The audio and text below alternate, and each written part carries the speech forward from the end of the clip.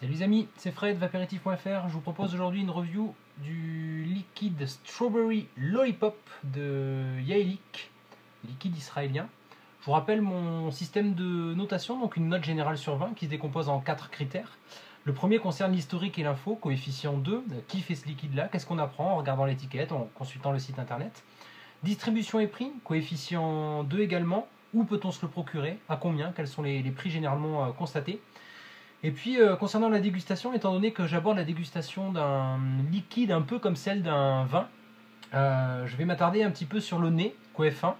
Alors, dans le vin, le nez a une importance toute particulière, dans la vape, l'importance est moindre, raison pour laquelle je n'applique qu'un coef 1. Mais je trouve quand même intéressant d'avoir le premier ressenti à l'ouverture du flacon, qu'est-ce qui se dégage, qu'est-ce qu'on peut déjà déceler comme nuance s'il y en a.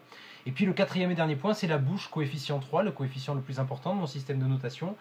J'essaie d'aborder d'abord l'éventuelle fidélité avec ce qu'on vient de sentir préalablement, et puis je livre mes impressions le plus objectivement possible, même si la dégustation d'un liquide ça reste très subjectif.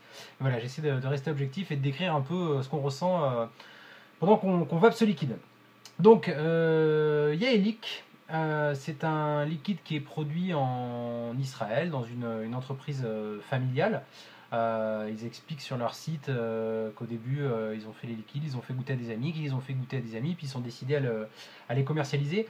Moi j'en ai entendu parler, disons qu'on a eu pas mal de retours, surtout des retours américains, de vapoteurs américains depuis l'été dernier, enfin moi en tout cas c'est ce que j'ai constaté, donc depuis l'été 2013.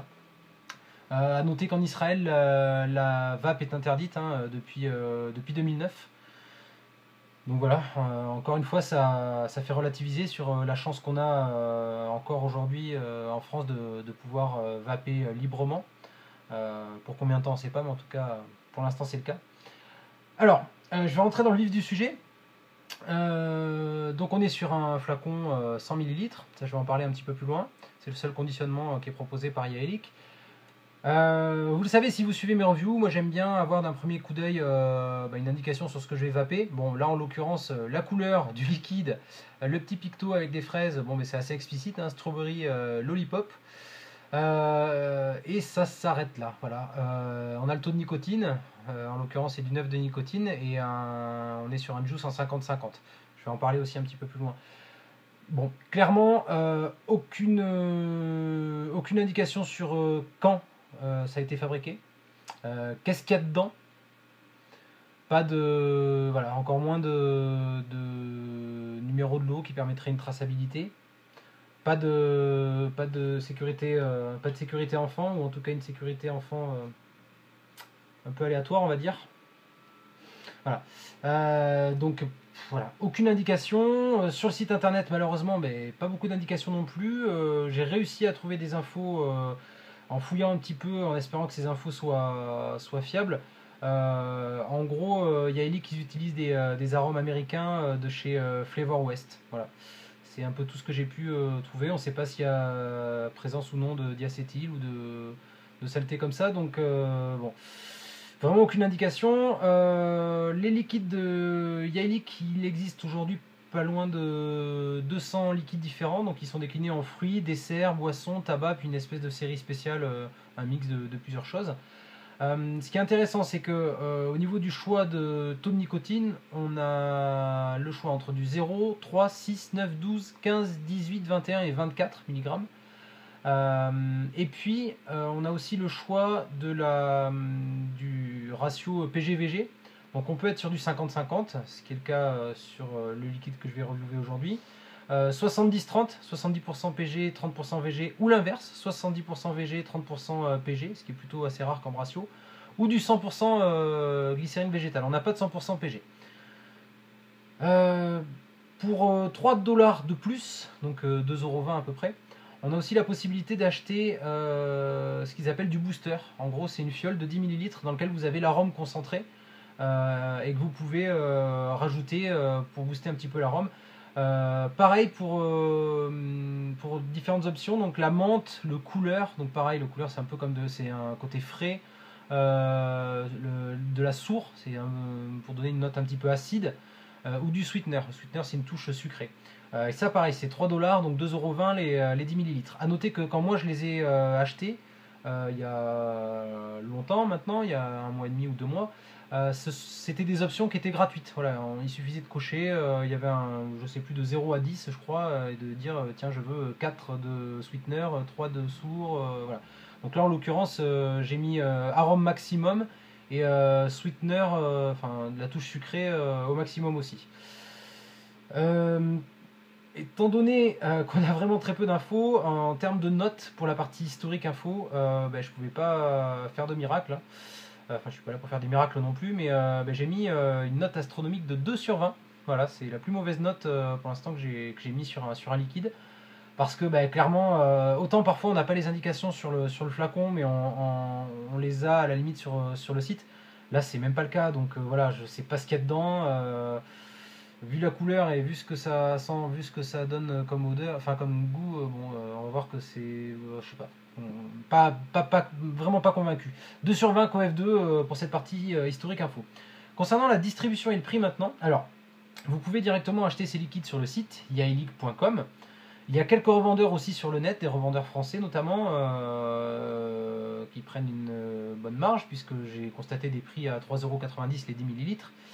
Et on est très très loin des prix pratiqués par le fabricant en direct, puisque les 100 millilitres sur toute la gamme, la plupart de la gamme, sont proposés à 18 $, donc à environ 13 € les 100 millilitres. Ils ont une rubrique aussi Style of a Deal, donc c'est une espèce de sélection. Tous les mois, ils sélectionnent entre 5 et 10 liquides et ils les proposent les 100 millilitres à 10 $, donc 7,30 €. C'est ce que j'ai payé pour celui-ci et pour l'autre que j'ai acheté, le Bazooka Bubblegum. Voilà. Donc 7,30 € les 100 millilitres. A noter qu'ils font aussi sur une cinquantaine de références, ils proposent des échantillons à 3,50 $, donc 2,55 € environ. Les 11 millilitres, voilà, ça permet de goûter avant d'acheter ce que j'aurais peut-être dû faire. Ça permet de goûter du 10 millilitres avant d'en acheter 100. Les frais de port, faut compter 10 $, donc 7 € et quelques.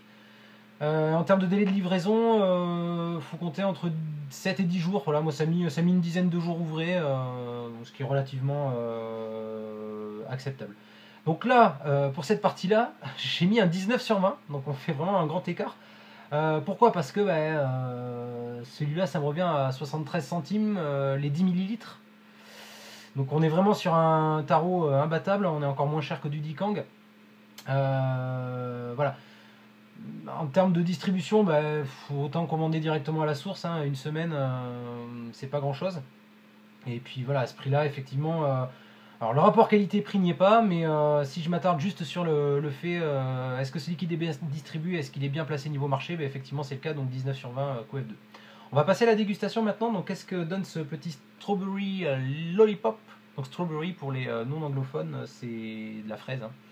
Voilà. Alors,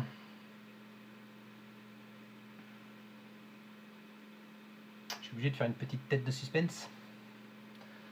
Parce que clairement, vraiment ce qui ressort en premier à l'ouverture du flacon. Alors, ce sont des flacons, moi j'avais constaté, enfin, vu ça sur internet, sur les forums notamment, on conseille de les faire stepper, de les ouvrir. Donc voilà, moi c'est des liquides, je vous dis que j'ai commandé il y a 1 mois et demi, je pense, même peut-être un peu plus, que j'ai ouvert et tout, voilà, qui ont largement eu le temps de stepper. Alors, clairement au nez, ce qui ressort en premier, c'est le côté chimique. Voilà, c'est vraiment. Alors la couleur y fait aussi un petit peu. J'ai vraiment, à l'aveugle, hein, franchement, on m'ouvre un truc comme ça, je pense à un médicament, un truc. Voilà, ça sent vraiment le médicament. S'il y a de la fraise là-dedans, c'est tout sauf de la fraise naturelle, on va dire, hein. On est loin de la gariguette ou de la petite fraise des bois, la petite fraise sauvage. On n'est même pas sur de la fraise tagada. J'ai un peu de mal à identifier ce qui ressort. Ce qui ressort étonnamment pour moi, c'est une note un peu terreuse. Voilà. C'est malheureusement pas quelque chose qui est positif, hein, pour un liquide destiné à être vapé. Mais clairement, voilà, 3 sur 20 COF1. Et encore, ouais, 3 sur 20. Bon. On va voir ce que ça donne en bouche maintenant, sans grande conviction, hein, forcément. Donc sur un MVP, MVP avec un Pro Tank, un microcoil coton cardé à 2,2 ohms et à 8 watts.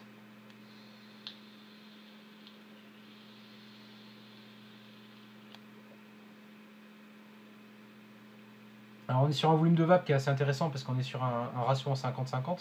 C'est vrai que moi j'affectionne un peu plus ce ratio-là que le traditionnel 70-30 ou 80-20. Voilà, c'était la note positive. Clairement, bon, j'ai vraiment du mal à déceler un arôme en particulier. Alors effectivement, hein, on va dire que c'est plus proche de la fraise ou de la cerise que de l'ananas ou de la pastèque, mais euh, j'ai plus l'impression d'être en train de vaper je sais pas, un bon liquide vaisselle ou un petit gel douche. Alors, bon, vraiment, vraiment pas convaincu. Disons qu'il n'y a pas de subtilité particulière à ce liquide-là. Alors, en revanche, il ne pique pas la gorge, comme certains liquides qui sont un peu surdosés euh, en arôme. Je trouve que la note terreuse, cette impression de note un peu terreuse au nez, ici, elle se ressent plutôt par un liquide plutôt âpre. Voilà. J'ai moins cette note terreuse, par contre j'ai vraiment le côté âpre, l'absence de douceur et de plaisir en gorge, en bouche.